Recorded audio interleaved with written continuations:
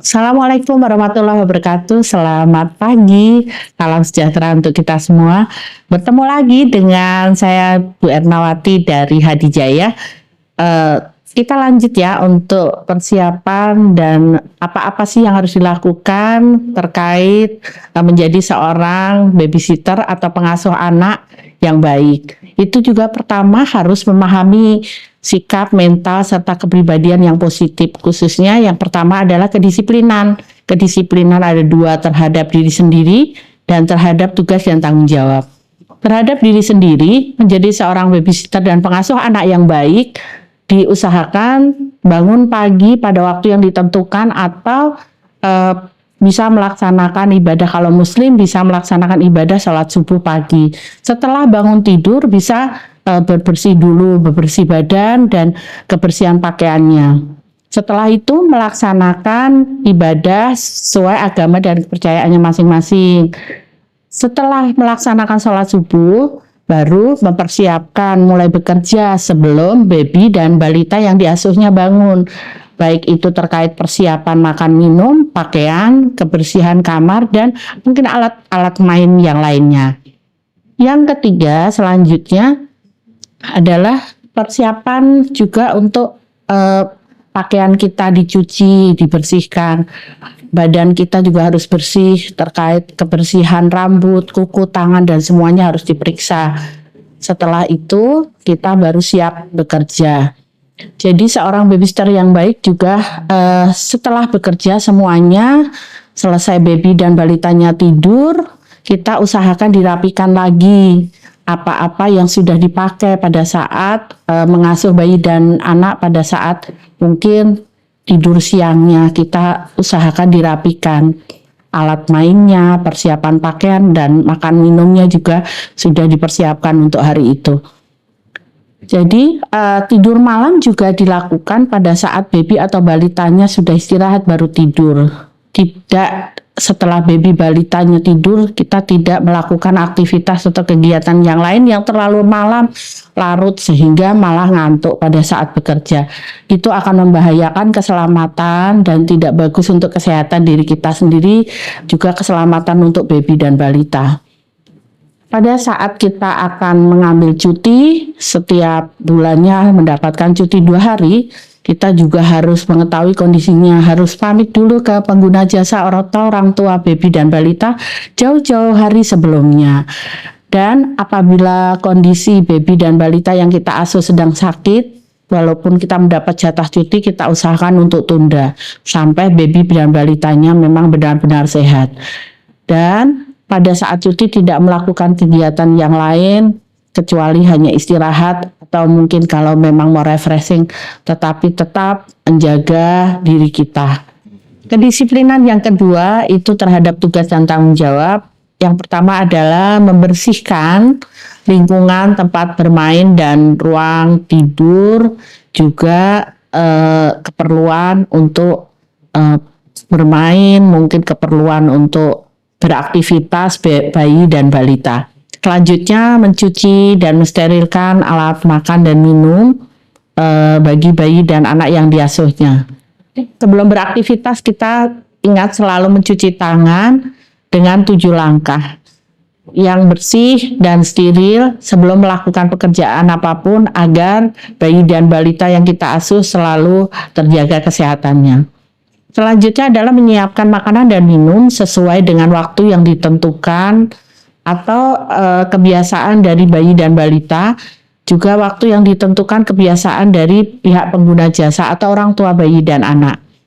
Juga memandikan pada waktu yang dianggap cukup baik sesuai dengan keadaan cuacanya, misalnya cuacanya tidak baik atau hujan, atau baik, juga melihat keadaan bayi dan balita yang diasuhnya kurang enak badan, kita tunda dulu tidak memandikan. Dan mengikuti juga mengajak anak balita secara teratur dalam permainan atau apa yang merangsang untuk dia belajar bagaimana bertutur kata, bagaimana bergerak, bersikap. Jadi selalu setiap hari kita usahakan. Juga mengusahakan untuk baby dan balita itu belajar mandiri untuk misalnya buang BAB, buang air besar atau BAK, buang air kecil. Jadi usahakan sikap kemandirian dari baby dan balita untuk pelan-pelan kita usahakan belajar untuk mandiri. Yang selanjutnya juga diperhatikan kebersihan kuku, kaki, dan tangan.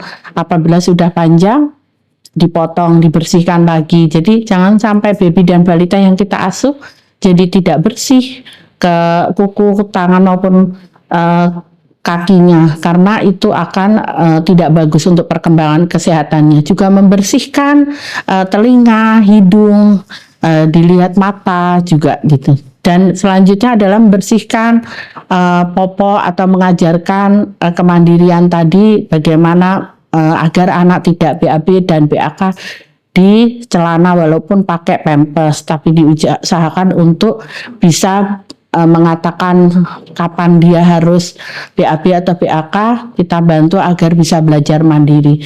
Juga membersihkan dan merapikan pakaian bayi dan anak secara teratur, baik tatanan baju, tatanan letak di lemarinya, terus bagaimana cara mengambilnya agar baby dan balita itu bisa berganti baju sendiri pada saat, tapi tetap selalu diawasi. Terus bagaimana cara memakaikan pakaiannya agar anak tidak berbahaya pada saat mana tangannya harus dimasukkan, kepalanya dulu kah atau bagaimana. Jadi harus selalu diperhatikan dan diajarkan. Terus juga setiap hari mencatat dan memperhatikan perkembangan anak setiap hari. Apabila dianggap kok lain atau mungkin kurang doyan makan atau ada sesuatu yang memang tidak seperti biasanya, itu bisa kita catat, kita laporkan ke pihak pengguna jasa untuk minta kita bisa konsultasi ke dokter anak atau pihak kesehatan. Itulah kedisiplinan kepada diri sendiri dan kepada tugas dan tanggung jawab, juga kebiasaan-kebiasaan yang baik agar kita bisa dipercaya dan selalu baik dalam melaksanakan tugas-tugas pokok maupun tugas utama, juga tugas-tugas dari pihak pengguna jasa. Yang selanjutnya setelah kedisiplinan, kita juga harus punya sikap dan mental positif terkait kejujuran. Kejujuran itu menjadi modal dasar dan modal utama, juga sifat yang sangat diharuskan bagi seorang babysitter atau pengasuh anak. Misalnya sebagai contoh, karena tugas dan kepercayaan yang diberikan oleh pihak pengguna jasa itu, kita harus menjaga, melindungi, mendidik bayi dan balita dari misalnya baru lahir sampai besar, karena bayi dan balita itu dipercayakan kepada kita pada saat orang tuanya bekerja. Jadi seorang babysitter dan pramu balita harus jujur terkait kondisi dan keadaan maupun perkembangan bayi dan anak, misalnya terjatuh atau ada hal lain atau makanan pun, kalau memang habis ya harus habis, tapi kalau memang tidak, kita laporkan agar tumbuh kembang bayi itu selalu bagus dan perkembangannya juga baik untuk pertumbuhannya. Saya rasa itu yang bisa kami aturkan untuk terkait pembelajaran, pelatihan, perkembangan bayi dan anak. Semoga tips-tips ini dapat bermanfaat bagi seorang pengasuh bayi dan balita, agar menjadi seorang pengasuh bayi dan balita yang profesional, kompeten, juga terpercaya. Saya rasa itu yang bisa kami aturkan. Mohon maaf kalau ada yang kurang berkenan. Semoga kita ketemu lagi Jelali ya dengan Hadi Jaya. Terima kasih. Wabillahi taufiq wal hidayah. Wassalamualaikum warahmatullahi wabarakatuh.